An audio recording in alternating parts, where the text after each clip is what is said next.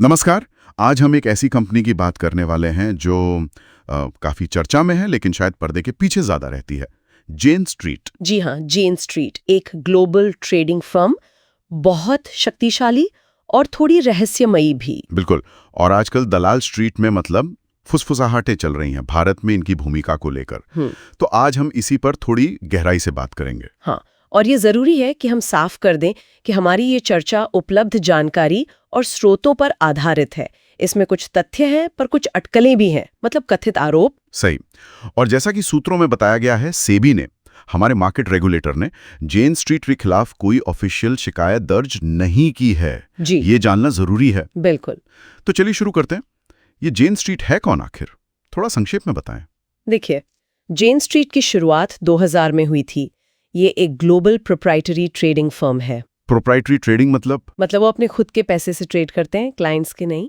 और ये quantitative strategies के लिए जाने जाते हैं, मैथ और डेटा पर आधारित। और वो हाई फ्रीक्वेंसी ट्रेडिंग भी है ना, एचएफटी? जी हाँ, एचएफटी मतलब सेकंड के हजारवें हिस्से में हजारों ट्रेड्स।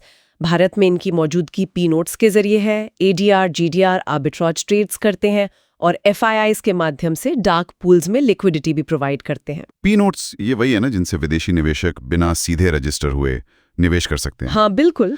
अच्छा। और यहीं से वो विवाद या कह लें अटकलें शुरू होती हैं, जैसे कि डार्क पूल्स डोमिनेशन की बात।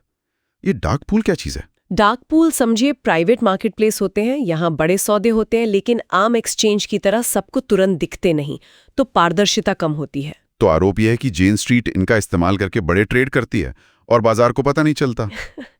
जी, कुछ सूत्रों का यही कहना है। ऐसा दावा है कि इससे निफ्टी और बैंक निफ्टी की इंट्राडे वॉलेटिलिटी, मतलब दिन के उतार चढ़ाव पर असर पड़ता है, खासकर सुबह और एक्सपायरी वाले दिनों में। एक पूर्व एनएसई एनालिस्ट का जिक्र भी है स्रोत में, जिन्होंने नाम न बताने की शर्त पर कहा कि जेन स्ट्रीट मिली सेकेंड्स में करीब 1000 करोड़ तक के ट्रेड कर लेती है। रिटेल निवेशक को तो भनक भी नहीं लगती, लेकिन ये फिर से कहूंगी एक आरोप है। समझ गया। ये तो मतलब खेल के मैदान को ही बदल देने वाली बात हो सकती है अगर ये सच है। अच्छा, और एक और आरोप है इवेंट बेस्ड मैनिपुलेशन का, किसी बड़ी घटना के वक्त। हाँ, ये भी एक अटकल है कि जैसे आरबीआई की पॉलिसी आई या चुनाव के नतीजे आए, तो एचएफटी फर्म्स, शायद जेन स्ट्रीट भी उनमें हो, वो एआई मॉडल्स यूज करके, एआई, आर्टिफिशियल इंटेलिजेंस। जी, एआई मॉडल से वो अनुमान लगाकर आम निवेशकों के ऑर्डर आने से ठीक पहले, मतलब मिली सेकेंड्स पहले, अपनी पोजीशन बना लेते हैं। इसे फ्रंट रनिंग कहते हैं। ओह, फ्रंट रनिंग। तो वो तेजी या मंदी का फायदा पहले ही उठा लेते हैं। कथित तौर पर हाँ, इससे वो भारी मुनाफा कमा सकते हैं। और एक तीसरा पॉइंट भी था, एडीआर जीडीआर आर्बिट्रेज का फायदा। ये थोड़ा समझाएंगी? एडीआर और जीडीआर वो भारतीय कंपनियों के शेयर होते हैं जो अमेरिका या यूरोप में लिस्टेड होते हैं। आर्बिट्राज का मतलब है दो बाजारों में कीमत के छोटे से अंतर का फायदा उठाना। अच्छा। तो जेन स्ट्रीट कथित तौर पर इन विदेशी शेयरों और भारत में लिस्टेड उन्हीं शेयरों के बीच कीमत के बहुत छोटे अंतर को पकड़ने के लिए सुपर फास्ट ट्रेडिंग करती है। पर ये तो कानूनी है ना, आर्बिट्रेज? हाँ, आर्बिट्राज कानूनी है, लेकिन जिस स्केल पर, मतलब जितनी बड़ी मात्रा में और जिस तेजी से ये होता है, उसने कथित तौर पर रेगुलेटर्स का ध्यान खींचा है, खासकर जब दोनों तरफ वॉल्यूम अचानक से बढ़ जाता है। ये सब सुनने में तो काफी जटिल लगता है, लेकिन रेगुलेटर मतलब सेबी, उसका क्या कहना है इस सब पर? मैं भी कहा था, उपलब्ध स्रोतों के मुताबिक सेबी ने जेन स्ट्रीट के खिलाफ कोई फॉर्मल शिकायत या पब्लिक वार्निंग जारी नहीं की है। कोई एक्शन नहीं लिया है मतलब? ऑफिशियल तौर पे कुछ नहीं, लेकिन हाँ, सेबी आमतौर पे एचएफटी और एल्गो ट्रेडिंग को लेकर सतर्क जरूर हुई है। वो एनएसई कोलोकेशन वाले मामले के बाद शायद? हाँ, बिल्कुल। एनएसई कोलोकेशन स्कैम के बाद सेबी की नजरें तेज हुई हैं।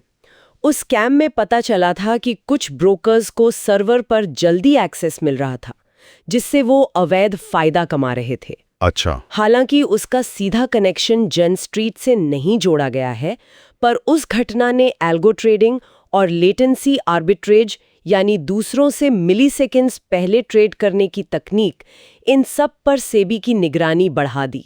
तो अगर हम पूरी तस्वीर देखें तो सवाल क्या उठते हैं? क्या कोई कानून तोड़ा गया है? इसका कोई सबूत नहीं है स्रोतों के अनुसार। क्या कानूनी दायरे के मतलब ग्रे एरिया का फायदा उठाया जा रहा है? स्रोत इसी तरफ इशारा करते हैं कि शायद ऐसा हो रहा है, संभवतः। और सबसे बड़ा सवाल जो उठता है वो ये कि क्या ये भारतीय रिटेल ट्रेडर के लिए मतलब आम निवेशक के लिए उचित है? बिल्कुल। जेन स्ट्रीट जैसी फर्म्स का काम करने का तरीका बहुत एडवांस्ड और कॉम्प्लेक्स है। सही कहा। और स्रोत यही कहते हैं कि भारतीय बाजार में और ज्यादा पारदर्शिता की जरूरत है। ताकि सबके लिए एक लेवल प्लेइंग फील्ड हो, मतलब बराबरी का मौका हो। बिल्कुल सही। तो ये थी जेन स्ट्रीट और उससे जुड़ी अटकलों पर हमारी आज की चर्चा, जो उपलब्ध स्रोतों पर आधारित थी। और ये हमें एक अहम सवाल पर लाकर छोड़ता है हाँ, कि जैसे जैसे ट्रेडिंग और तेज और तकनीकी रूप से जटिल होती जा रही है, इस रेस में हम पारदर्शिता कैसे बनाए रखें और छोटे निवेशकों के हितों की रक्षा कैसे करें। ये एक बहुत बड़ा संतुलन साधने वाला काम है। बिल्कुल। ये सोचने वाली बात है कि टेक्नोलॉजी और फेयरनेस के बीच संतुलन कैसे साधा जाए।